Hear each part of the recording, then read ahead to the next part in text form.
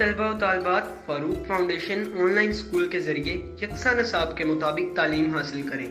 अगर हमारी वीडियोस पसंद आएँ तो चैनल को सब्सक्राइब करें और दोस्तों के साथ शेयर करें और बेल आइकन को लाजमी प्रेस करें ताकि आने वाली नई तालीमी वीडियोस आपको मिल सके।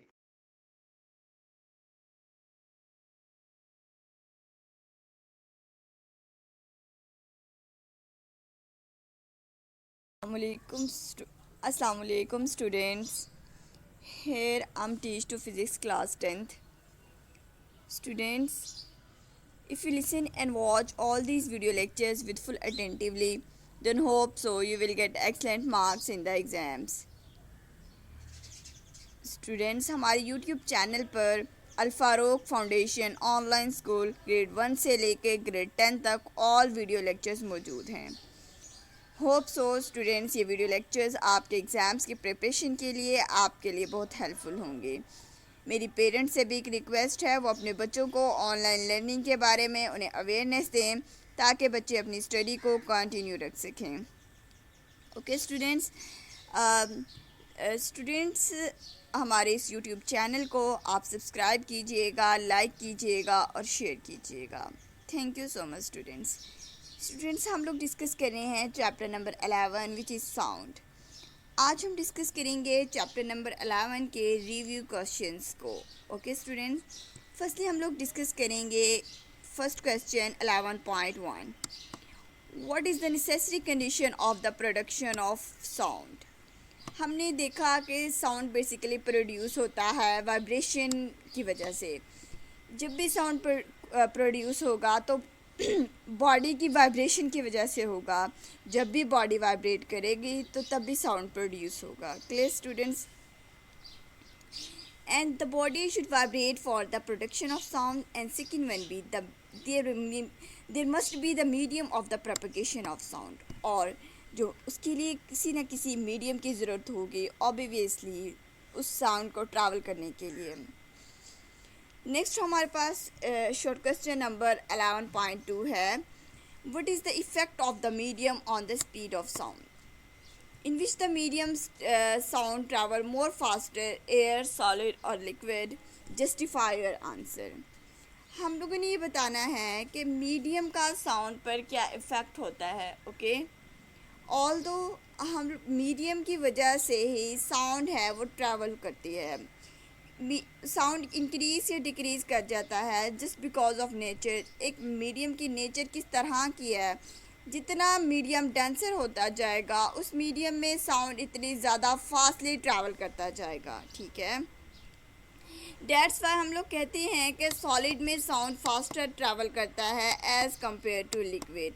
ओके, अब लिक्विड में साउंड फास्टर ट्रैवल करता है as compare to gases. Okay students, हम लोगों ने अपने टॉपिक में डिस्कस किया था लिक्विड में साउंड 5 टाइम्स ट्रैवल करता है एज़ कम्पेयर टू गैसेस, और सॉलिड में 15 टाइम फास्टर ट्रैवल करता है एज़ कम्पेयर टू गैसेस। तो that's why students, nature of the medium affect the speed of sound. Okay, there will be change in the speed of light in different media. Sound travel more faster in solid because in case of solid molecules are very close to each other. ठीक है, solid के molecules हैं वो आपस में एक दूसरे के साथ टाइटली बाउंड होते हैं and they are executing vibratory motions. In doing so, they transfer the sound energy is to the neighboring molecule. Due to the reason, the speed of sound is greater in solid as compared to liquid and gases. Students, जो solid के molecules हैं वो आपस में एक दूसरे के साथ टाइटली पैक्ड होते हैं, वो इतने एक दूसरे के साथ इतने मतलब कि टाइटली से एक दूसरे के साथ जुड़े होते हैं। उनको अलग करने के लिए, उनको सेपरेट करने के लिए भी हमें एक ज़्यादा फोर्स रिक्वायर्ड होती है। ओके, तो हम ये कह सकते हैं कि जो स्पीड ऑफ साउंड है वो सॉलिड्स में ज़्यादा होती है as compare to liquid and gases के। ओके, नेक्स्ट वन हम लोग डिस्कस करते हैं 11.3, how can you prove the mechanical nature of sound by simple experiment. हम लोग एक सिंपल एक्सपेरिमेंट के थ्रू किस तरह प्रूव कर सकते हैं कि साउंड की मैकेनिकल नेचर है।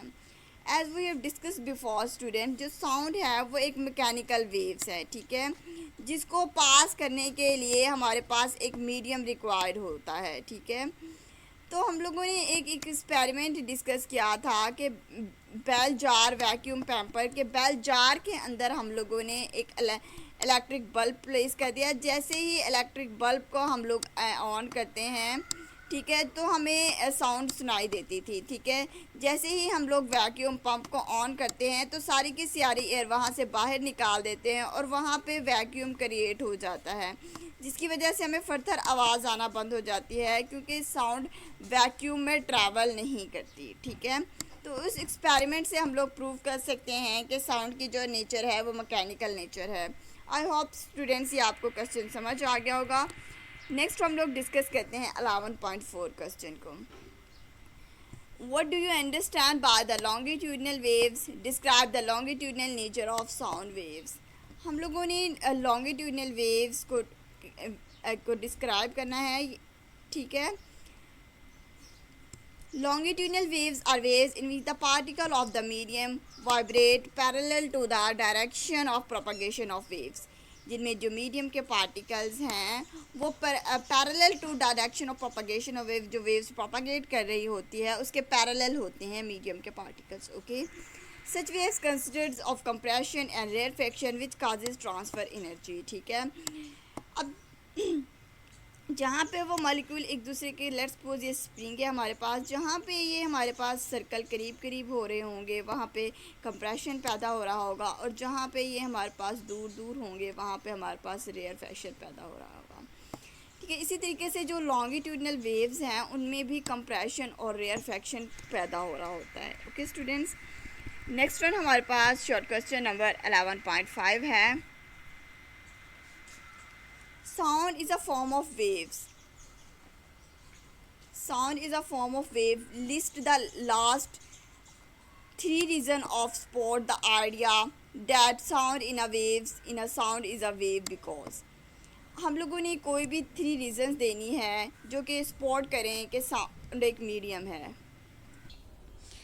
तो स्टूडेंट्स आपने कोई सी 3 reasons देनी है जो ये सपोर्ट करे कि साउंड एक वेव है। स्टूडेंट, साउंड एक ऐसी फॉर्म ऑफ एनर्जी है जो लॉज ऑफ रिफ्लेक्शंस को ओबे करती है। ठीक है, सिमिलरली स्टूडेंट्स, एक साउंड एक ऐसी फॉर्म ऑफ एनर्जी है जो कि लॉज ऑफ रिफ्लेक्शन को भी ओबे करे। साउंड एक ऐसी फॉर्म ऑफ एनर्जी है जो कि लॉज ऑफ डायफ्रैक्शन को भी ओबे करती है। ठीक है, तो ये 3 लॉज हैं, इनकी बेस पे हम लोग कह सकते हैं कि 3 रीजंस जो हैं ये सपोर्ट करती हैं साउंड जो है एक वेव है। Okay, it causes the particle of the medium to vibrate. It transfer energy from surrounding body to the listener. ये एनर्जी को ट्रांसफ़र करती है और it causes the particle of the medium to vibrate. और इसकी वजह से मीडियम के जो पार्टिकल्स हैं वो वाइब्रेट करते हैं और जो रिफ्लेक्शन डायफ्रैक्शन और के फिनोमिना है वो भी इस वजह से टेक प्लेस होते हैं। नेक्स्ट वन हमारे पास 11.6 क्वेश्चन है। We know that wave manifest phenomena of reflection, diffraction and refraction. जो waves है वो manifest करती है reflection को भी, diffraction को भी और refraction को भी। Does also sound also manifest these characteristics? क्या sound भी इन characteristics को manifest करता है? ऑब्वियसली स्टूडेंट्स, ये जितने भी करैक्टरिस्टिक्स हैं रिफ्लेक्शन, डायफ्रैक्शन, रेयरफेक्शन और इंटरफेरेंस, साउंड भी इन रिफ्लेक्शन को भी, डायफ्रैक्शन को भी और रेयरफेक्शन को भी मैनिफेस्ट करता है। बिकॉज स्टूडेंट, जैसे ही आप लोग साउंड वेव्स के दरमियान में एक ऑब्स्टिकल प्लेस करते हैं तो साउंड वेव उस ऑब्स्टिकल्स की से स्ट्राइक करके डायफ्रैक्ट भी हो सकती है, रिफ्रैक्ट भी हो सकती है। Okay, Yes, sound also manifests the phenomena of reflection, diffraction and rarefaction. 11.7 हमारे पास क्वेश्चन है। What is the difference between the loudness of intensity of sound? Describe the relationship between. हम लोगों ने loudness और intensity में हम लोगों ने डिफ़ाइन करनी है। ओके, फर्स्टली हम लोग इसकी डेफिनेशन को रीड आउट करते हैं। लाउडनेस बेसिकली वो होती है distinguish between the loud and फेंट साउंड। ओके, इंटेंसिटी ये होती है कि पर सेकंड मीटर में हम लोगों ने कितनी साउंड वेव्स पास कर रही हैं, परपेंडिकुलरली प्रोपागेट कर रही हैं। Okay, clear. एंड जो लाउडनेस है वो डिपेंड करती है वो इंटेंसिटी पर, ठीक है। लाउडनेस है वो डिपेंड करती है इंटेंसिटी पर और फिज़िकल क्वांटिटीज़ पे डिपेंड करता है, जबकि जो इंटेंसिटी है वो डिपेंड करता है लाउडनेस पर, जबकि इट फिज़िकल कंडीशंस पर डिपेंड नहीं करता। It is not a physical quantity, it is a physical quantity. अब हम इनके दरमियान में एक रिलेशनशिप को डिस्कस करते हैं, relationship between the loudness and intensity. Okay, जो लाउडनेस है वो डायरेक्टली प्रोपोर्शनल है इंटेंसिटी को, ठीक है। अगर हम लोग loudness of a sound is directly proportional to the logarithm of intensity, अगर तो हम लोग यहाँ पे प्रोपोर्शनलिटी के साइन को ख़त्म करेंगे तो हमारे पास एक कांस्टेंट आएगा L is equal to K log I। Next हमारे पास शॉर्ट क्वेश्चन नंबर 8 है, on which factor does the loudness of sound depend. हमारा जो कौन सा फैक्टर है जो लाउडनेस ऑफ साउंड पे डिपेंड करता है। स्टूडेंट्स, हम लोगों ने जस्ट 3 फैक्टर्स के नेम मेंशन करने हैं कि वो कौन कौन से फैक्टर हैं जिन पे लाउडनेस डिपेंड करती है। Okay, first one is the amplitude of the vibrating body and second one the area of the vibrating body. Firstly हम लोगों ने डिस्कस करना है कि हमारे पास जो साउंड है वो डिपेंड करती है एम्पलीट्यूड पे, और हम लोगों ने डिस्कस किया कि वो डिपेंड करती है उसके एरिए पर, ठीक है। जितना ज़्यादा एम्पलीट्यूड होगा ऑब्वियसली उसमें हमें ज़्यादा वॉइस सुनाई देगी। ओके, नेक्स्ट वन हमारे पास है एरिया ऑफ द एम्पलीट्यूड, मतलब जितना किसी ऑब्जेक्ट का एरिया ज़्यादा होगा तो उसमें हमें ज़्यादा वॉइस सुनाई देगी। लेट्स सपोज हमारे पास एक बड़ा ड्रम है, ठीक है, इसका एरिया ज़्यादा है, और एक हमारे पास छोटा ड्रम है। अगर हम इनको बजाएं तो जो बड़ा ड्रम है ऑब्वियसली उसकी वॉइस हमें ज़्यादा सुनाई देगी, ठीक है, और जो छोटा ड्रम है उसकी वॉइस हमें कम सुनाई देगी। तो हम लोगों ने डिस्कस किया कि जो लाउडनेस है वो डिपेंड करती है एम्पलीट्यूड पर भी और उसके एरिया पर भी। ओके, एरिया बढ़ाने से, एम्पलीट्यूड बढ़ाने से उसकी लाउडनेस भी इंक्रीज़ कर जाती है। नेक्स्ट वन हमारे पास शॉर्ट क्वेश्चन नंबर 11.9 है, what do you mean by the term of intensity level of sound, name and define the unit of intensity level of sound. हम लोगों ने इंटेंसिटी लेवल ऑफ साउंड को discuss करना है। Intensity level of sound क्या है, basically हमारे पास the difference L minus L naught, L is the loudness and unknown sound and the loudness of unknown sound and the loudness L naught is called the intensity level of unknown sound। मतलब L minus L not के दरमियान जो इन दोनों sounds के दरमियान जो difference है, ठीक है, उसे हम लोग कहते हैं इंटेंसिटी लेवल ऑफ साउंड। और जो इंटेंसिटी लेवल ऑफ साउंड का जो यूनिट है वो हमारे पास बेल है। बेल को हम लोग डिफाइन करते हैं, if the intensity of unknown sound is 10 times greater than intensity I naught of the faintest audible sound, I is equal to 10 I naught. मतलब जो अननोन की अननोन इंटेंसिटी है वो 10 टाइम ग्रेटर देन होगी, ठीक है, नॉन इंटेंसिटी से। The intensity level of such sound is taken as a unit is called bel. उसको हम लोग ऑलरेडी डिस्कस कर चुके थे कि हम लोग इसको बेल में डिफाइन करते हैं। ओके स्टूडेंट्स, हमारा नेक्स्ट क्वेश्चन है 10.11, what are the unit of loudness. Loudness का यूनिट क्या होता है। लाउडनेस को बेसिकली हम लोग मेजर करते हैं इन टर्म्स ऑफ इंटेंसिटी और साउंड लेवल, ठीक है। सो इंटेंसिटी और साउंड लेवल है बेसिकली जो उनका यूनिट होता है, दैट इज़ बेल। ओके, और एक बेल है बेसिकली वो 10 डेसिबल के इक्वल होता है। बेल हमारे पास एक लार्ज यूनिट है और जो डेसिबल है वो हमारे पास स्मॉल यूनिट्स हैं। और हमारे पास जो 1 बेल होता है वो 10 डेसिबल के इक्वल होता है। 1 बेल हमारे पास इक्वल टू होगा 10 डेसिबल के, ठीक है। नेक्स्ट हमारे पास क्वेश्चन है, why do we use logarithmic scale to describe the range of sound intensities we hear. Students, हम लोग बेसिकली बहुत ज़्यादा वैल्यूज़ होती हैं मतलब 10 रेज़ पर माइनस में होती हैं, उनको सिंप्लीफाई करने के लिए हम लोग मतलब उनका लॉग ले लेते हैं, ठीक है। स्टूडेंट, जो इंटेंसिटीज़ की वैल्यू होती हैं वो बहुत ज़्यादा स्मॉल होती हैं, वो 10 रेज़ की पावर -12 से ही स्टार्ट होती हैं, ठीक है। इनको हम सॉल्व करने के लिए हम लोग इनका लॉग लेते हैं ताकि हम लोग इतनी स्मॉल वैल्यूज़ को इजीली इस्तेमाल कर सकें और सॉल्व कर सकें। 11.11 हमारे पास क्वेश्चन है, what is the difference between frequency and pitch, describe their relationship graphically. हम लोगों ने फ्रीक्वेंसी और पिच का डिफरेंस बताना है और इनके दरम्यान में रिलेशनशिप को बताना है। Number of waves passing through a unit in 1 second is called frequency. ठीक है, एक मतलब सेकंड में से कितनी नंबर ऑफ वेव्स पास कर रही हैं उसे हम लोग कहते हैं फ्रीक्वेंसी। और पिच बेसिकली डिपेंड करती है फ्रीक्वेंसी पर। Pitch is the characteristics of sound by which we can distinguish between a shrill and grave sound. जिसे एक श्रिल और एक ग्रेव साउंड में हम लोग डिफरेंस कर सके उसे हम लोग कहते हैं पिच। ओके स्टूडेंट्स, तो पिच डिपेंड करती है फ्रीक्वेंसी पर। जितनी फ्रीक्वेंसी ज़्यादा होगी उतनी ही पिच हमारे पास ज़्यादा होगी, जितनी फ्रीक्वेंसी कम होगी इतनी ही पिच कम होगी। ओके स्टूडेंट्स, हमारे पास जो है जो फ्रीक्वेंसी का जो यूनिट है उसे हम लोग हर्ट्स कहते हैं और जो साउंड पिच का जो यूनिट है वो इट हैज़ नो यूनिट। अब हम नेक्स्ट वन देखते हैं कि हम लोगों ने इनमें एक रिलेशनशिप ड्रा किया ग्राफिकली।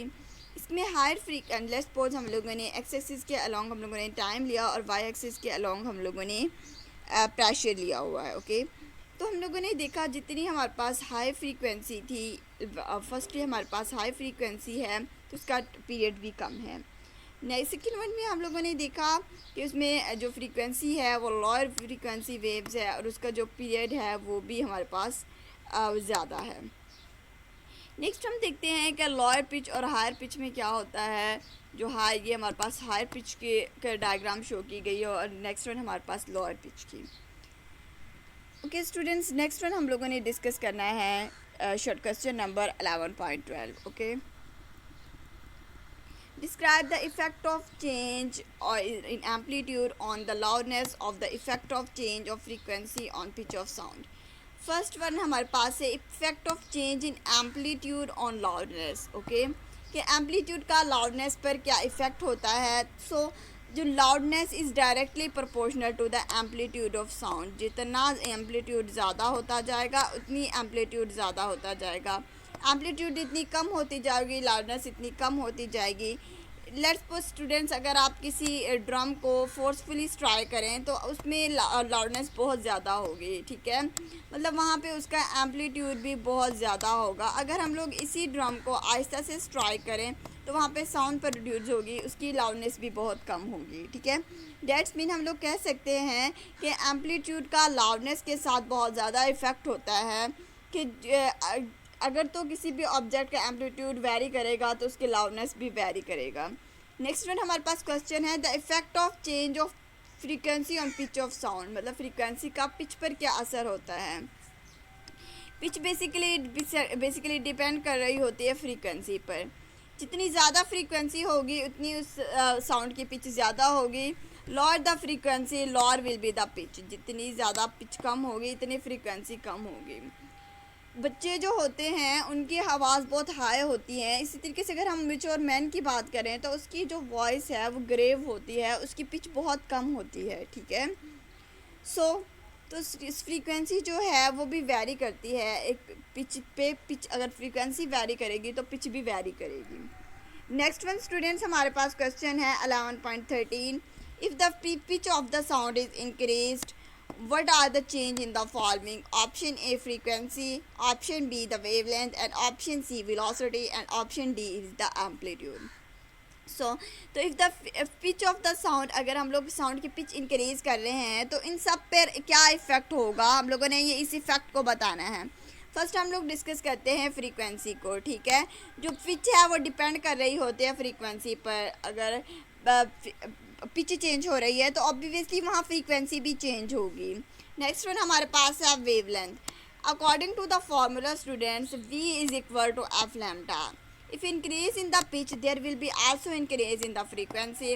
अगर तो हम लोग यहाँ से लैम्डा का फॉर्मूला ड्राइव करते हैं तो लैम्डा हमारे पास आ जाएगा v डिवाइडेड बाय f। ठीक है, डैट मीन स्टूडेंट्स एक लैम्डा जो है वो इन्वर्सली प्रोपोर्शनल है फ्रीक्वेंसी का। अगर हमारी फ्रीक्वेंसी कम हो रही होगी तो वेवलेंथ इंक्रीज हो रही होगी। ठीक है, अगर तो हमारी वेवलेंथ इंक्रीज़ कर रही है तो फ्रीक्वेंसी हमारी डिक्रीज़ कर रही है। पिच डिपेंड करती है फ्रीक्वेंसी पर, अगर फ्रीक्वेंसी वैरी करेगी तो पिच भी वैरी करेगा। सिमिलरली स्टूडेंट्स, अगर फ्रीक्वेंसी वैरी कर रही है तो डेट मीन उसकी वेवलेंथ भी चेंज हो रही है। And next one is the waves velocity. Speed of sound basically depend करती है उस मीडियम के टेम्परेचर पर, उसके प्रेशर पर और उसकी ह्यूमिडिटी पर, उसकी डेंसिटी पर, ठीक है। तो स्टूडेंट्स, जो स्पीड ऑफ साउंड है पिच पर डिपेंड नहीं करती, डेट्स वाई पिच के वैरी करने से स्पीड ऑफ साउंड पर कोई इफ़ेक्ट नहीं होता। And the D in the amplitude of the waves. Students, pitch के वैरी करने से जो एम्पलीट्यूड है उस पर फ़र्क नहीं पड़ता है। एम्पलीट्यूड जो है बेसिकली लाउडनेस पर चेंज होता है, नो चेंज इन एम्पलीट्यूड। जब लाउडनेस चेंज होगी तो एम्पलीट्यूड वहाँ वैरी करेगा, तो इस वजह से यहाँ पे एम्पलीट्यूड भी वैरी नहीं करेगा। हमारा नेक्स्ट क्वेश्चन है 11.14। If we clap or speak in front of the building while standing a particular distance, we hear our sound after some time. Can you explain how does with this happen? अगर हम building के पास खड़े होकर clap करें या बोलें तो हमें अपनी ही आवाज़ दोबारा सुनाई देती है। ऐसा क्यों होता है? Just because of the reflection of sound, ठीक है। जो साउंड जो है जब वो किसी भी सरफेस से जाके टकराती है तो वहाँ पे वो स्ट्राइक होकर दोबारा से बाउंस बैक हो जाती है। तो जब वो वापस आती है तो इस फिनोमिना को हम लोग कहते हैं रिफ्लेक्शन ऑफ साउंड। और अब जो वो आवाज़ जो हमें वापस सुनाई देती है उस साउंड को हम लोग कहते हैं इको, ओके। नेक्स्ट हम लोग इसको रीड आउट करते हैं। It is due to the reflection of sound when sound incident on a surface of a medium it bounce back in the first medium. This is known as reflection of sound और eco. इसे और वो आवाज़ जो हमें बाद में सुनाई देती है उसे हम लोग कहते हैं इको। नेक्स्ट वन हमारे पास शॉर्ट क्वेश्चन नंबर 15 है। How can you find the speed of sound by echo method? What factor can effect the accuracy of this method? ठीक है स्टूडेंट्स, हमारा क्वेश्चन है कि हम लोगों ने speed of sound by echo method से हम लोगों किस तरह से फाइंड आउट कर सकते हैं। What factor can effect the accuracy of this method? Students, हम लोगों ने अभी ये टॉपिक डिस्कस किया है कि लेट्स सपोज जब हम लोग किसी पहाड़ पे या फिर किसी ऐसे एरिया में जाके क्लैप करते हैं जहाँ पे मतलब बिल्कुल खामोशी होती है, तो हम लोग देखते हैं कि हम जैसे ही क्लैप करते हैं तो क्लैप करने के बाद हमें अपनी वॉइस दोबारा से सुनाई देती है, ठीक है। तो ये बेसिकली जो दोबारा से हमें हमारी जो आवाज़ सुनाई देती है बेसिकली हमें सुनाई देती है, इस वॉइस को हम लोग कहते हैं इको, ओके। हमारी जो जैसे जो हम जब हम लोग बेसिकली अगर हम लोग कोई चीज़ बोलते हैं या हम कोई क्लैप करते हैं तो हमारी जो साउंड है वो वापस में बाउंस बैक होती है, वो सरफेस से जाके टकराती है, ठीक है, और वहाँ से वापस बाउंस बैक होती है, ठीक है। उस हम फिनोमिना को कहते हैं रिफ्लेक्शन। और जो हमें बाद वाली वॉइस सुनाई देती है उसे हम लोग कहते हैं इको वॉइस, ठीक है। अब कौन से फैक्टर्स हैं जो हम इसकी मेथड की एक्यूरेसी के लिए यूज़ करते हैं? स्टूडेंट्स, हम लोगों ने इसके लिए मेथड पढ़े थे, एम्पलीट्यूड पढ़ा था, हम लोगों ने इसके लिए एरिया एम्पलीट्यूड का पढ़ा था। जितना ज़्यादा एरिया होगा उतनी वॉइस की जो लाउडनेस है इतनी ज़्यादा होगी, जितनी वॉइस का एम्पलीट्यूड ज़्यादा होगा तो हमें वॉइस इतनी ज़्यादा सुनाई देगी, ओके स्टूडेंट्स। नेक्स्ट वन हमारे पास शॉर्ट क्वेश्चन नंबर 11.16 है। What is the audible frequency range for human ear? Does this range vary with the age of people? Explain. हम लोगों ने ऑडिबल फ्रीक्वेंसी की रेंज जो हमारे पास होती है ह्यूमन ईयर के लिए वो 20 हर्ट्ज़ तो 20,000 हर्ट्ज़ होती है, ओके। और ये एज के साथ साथ वेरी भी करती है। जैसे कि स्टूडेंट जो यंग बच्चे होते हैं उनकी जो होती है 20,000 हर्ट्ज़ होती है। जो ओल्ड पीपल होते हैं उनकी जो रेंज है वो 15,000 तक आ जाती है। इस तरह वक्त के साथ साथ एज के साथ साथ जो ये रेंज है ये डिक्रीज़ होती जाती है। 11.16 हमारे पास क्वेश्चन है। Explain that noise is a nuisance. Basically big cities में हमारे पास बहुत बड़ी प्रॉब्लम्स हैं, जहाँ पे ट्रैफिक्स है, जहाँ पे इंडस्ट्रीज़ लगी होती हैं, वहाँ पे नॉइज़ पोल्यूशन इतनी कॉज होती है जो कि हमारी हेल्थ पर भी इफ़ेक्ट करती है। हमें ये चाहिए कि हम इसको कम करने के लिए भी जो भी प्रिकॉशंस हैं हम उन्हें इस्तेमाल करें ताकि हम लोग नॉइज़ पोल्यूशन को कम से कम कर सकें, ओके स्टूडेंट्स। नेक्स्ट क्वेश्चन हमारे पास है 11.18 describe the importance of acoustic protections. Acoustic protections को हम लोगों ने उसकी इम्पोर्टेंस को डिस्कस किया था, ये हम लोगों ने थॉरली अपने लेक्चर में भी डिस्कस किया था, ठीक है। ये आप हमारे वीडियो लेक्चर भी देख सकते हैं और बुक से भी याद कर सकते हैं। नेक्स्ट हमारे पास शॉर्ट क्वेश्चन नंबर 11.19 है what are the uses of ultrasound in medicine. Medicine में अल्ट्रासाउंड का इस्तेमाल क्या है, ये भी हम लोगों ने थॉरली डिस्कस किया था हमारे अपने लेक्चर में, ठीक है, या आप इसका आंसर बुक से भी याद कर सकते हैं। ओके स्टूडेंट्स, हम लोगों ने अल्ट्रासाउंड में हम लोग मेडिसिन में भी अल्ट्रासाउंड वेव्स को यूज़ करते हैं। जैसे कि स्टूडेंट्स जो अल्ट्रासाउंड वेव्स हैं वो इंसानी जिस्म में ट्रांसमिट की जाती हैं। ट्रांसमिट करने के बाद वो पार्ट जो हमारा पास मतलब कि जिसमें कोई डिज़ीज़ वगैरह होती है उस डिज़ीज़ को रिकग्नाइज़ करने के लिए भी हम लोग अल्ट्रासोनिक वेव्स को यूज़ करते हैं। नेक्स्ट वन हमारे पास एक और जो इसकी टाइप्स है जिसे हम लोग कहते हैं थायराइड ग्लैंड, ठीक है। थायराइड ग्लैंड की डिटेक्शन के लिए भी उनका अल्ट्रासाउंड से जो थायराइड ग्लैंड की तस्वीर लेकर उनका भी इलाज किया जा सकता है बाय अल्ट्रासाउंड वेव्स के थ्रू। इसी तरीके से स्टूडेंट्स जो हमारे पास मतलब कि अगर तो कोई हमारा ऐसा पार्ट है जहाँ पे मतलब जो अब जैसे खून के जो लौथड़े हैं वो जम जाते हैं तो उनके डिटेक्शन के लिए भी हम लोग अल्ट्रासाउंड वेव्स को यूज़ करते हैं। ओके स्टूडेंट, अल्ट्रासाउंड वेव्स को इसके अलावा भी हम लोग एग्रीकल्चर में भी यूज़ करते हैं, इंजीनियरिंग और डिफरेंट हम लोग इसको फील्ड्स में अल्ट्रासोनिक वेव्स को यूज़ करते हैं। ओके, जो समंदर के फ़र्श पे जो पड़ी हुई अशिया होती हैं उनके मुतालिक जानने के लिए भी हम लोग एक जो तकनीक यूज़ करते हैं जिसे सोनार कहते हैं, ठीक है।